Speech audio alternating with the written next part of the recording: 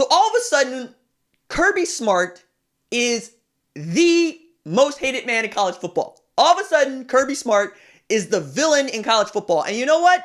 It's exactly what we need. We needed a Thanos character because we wanted it to be Nick Saban, but his squad has kind of fallen off. And while I'm picking them to win the 2021 national championship, perhaps against an Ohio State in the national final, I'm also looking and going, nobody's really afraid of Alabama in the way that you used to be afraid of Alabama, even as they've won 5 of the last 10 championships. Because 1, you saw what LSU was able to do against them, and 2, you saw what Auburn and Bo Nix was able to do against them. Now, I'm going to go ahead and trot out what I've been saying and what Alabama fans have been saying. Hey, we were hurt. We didn't have our starting quarterback against Auburn. I'm like, well, it's Bo Nix, right? It's Bo Nix. But one of the reasons that we have to look to Kirby Smart to be our villain is because Nick Saban is entering this place where you find more people that respect him than load with him, right? It used to be that you load Nick Saban. It used to be that you load Alabama. Now it's just tremendous respect for what they built and how he's been able to sustain it. Nobody loads Ed Orgeron. It's kind of impossible at this point. He is the most lovable college football coach in America today. And he's got his extension and his raise to show now. He's got his national championship as a head coach. Guys want to work for him. Kids want to play for him. I don't know that they're going to be anywhere near as good as they were last year, but they're still good, right? Everybody looks at Gus Malzahn and says that's an eccentric character, but nobody's scared of him. Nobody is also rooting against him, right? Dan Mullen is eccentric. He also a good recruiter, but he's coming out of a SEC East where he just hasn't been able to win the world's largest cocktail party. And that matters, right? Whereas with Kirby Smart, you're talking about a man who really has become a villain to Alabama fans more than he's become a villain to everybody else. Now, Oklahoma has its history with Georgia dating back to the Rose Bowl, right? Where Oklahoma had a 2-digit lead, and then Lincoln Riley squib kicked it, and you end up losing that game. And then Georgia-Alabama played for the national championship where they had a double-digit lead, and they lose that game.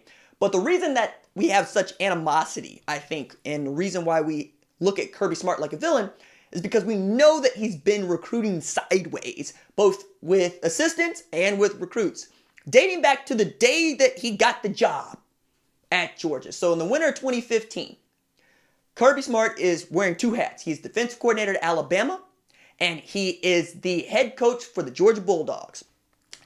And he decided to go into the inner sanctum at Alabama and take a photo with his phone of the recruiting board. And then he used it to negatively recruit against Alabama, showing the kiddos who might have been farther down on the board that Alabama does not love you as much as they say they do. I do. I want you. So he used that, and then he did things like, I'm going to go and flip Jake Fromme from Alabama, who was committed to play there, ends up at Georgia. You can make an argument that Jake Fromme was not a great quarterback at Georgia, but you cannot say that he did not beat out other guys who flat out just decided to leave, okay?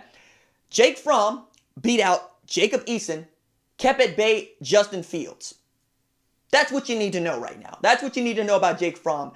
And one of the reasons why Kirby Smart is so, right, just kind of, let's say, shall we say, between the hedges with some other guys as Georgia football fans, because they're like, hey, both Jacob Eason and Justin Fields are just better quarterbacks. But now you got Dwan Mathis, you got store brand Cam Newton and Jamie Newman.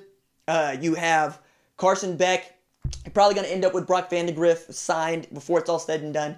So you're in a good way with the quarterback. Plus you got a new offensive coordinator in Todd Monken that knows how to turn Wes Lunt at Oklahoma State into a 550-yard offense. Like, it still baffles me. You're in good hands. But it keeps getting deeper with Georgia and Alabama and college football at large, because Kirby Smart also famously fought for Maurice Smith, who the SEC needed to grant a graduate request waiver so he could go to Georgia. And now you're seeing them go head up for a lot of different kids. And for me, it's almost like seeing Nick Saban get a dose of his own medicine, right? It is seeing Nick Saban see someone who is challenging the throne, but also feels fit to challenge the throne because he's at Alabama for like 9 years before he takes this job. So if anybody knows how Nick Saban works, it's Kirby Smart. So Dirty Kirby out here saying, no, I need to get it. And if I got to go after Alabama in ways that are not necessarily ethical, I'm going to do that.